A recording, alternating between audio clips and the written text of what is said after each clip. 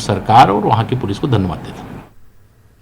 मध्य प्रदेश में विकास दुबे की गिरफ्तारी और यहां के लोगों से उसके ताल्लुकात को लेकर कांग्रेस ने जांच का मुतालबा किया है। Senior Congress leader PC Sharma का कहना है कि मध्य प्रदेश में माफियाओं की सरपरस्ती और सरेंडर का खेल विकास दुबे की गिरफ्तारी से साफ नजर आता है।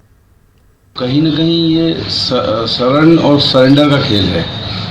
कहीं न कहीं मध्य प्रदेश में शरण नहीं रही, क्योंकि इनके भारतीय जनता पार्टी के नेताओं से उत्तर प्रदेश में भी संबंध रहे हैं और मध्य प्रदेश में भी संबंध रहे हैं, इसलिए वो मध्य प्रदेश आए और मध्य प्रदेश आया वो और उज्जैन में पकड़ा गया। तो ये शरण और सरेंडर का खेल दिख रहा है, क्योंकि जिस तरह के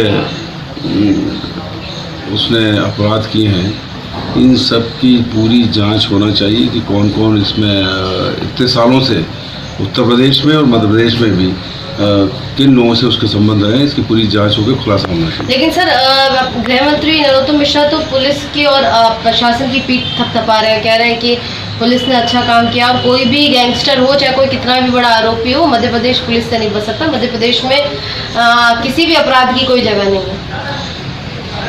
मध्य प्रदेश के जो अपराध कर रहे हैं अपराधी, उनको तो पुलिस पकड़ नहीं पाती।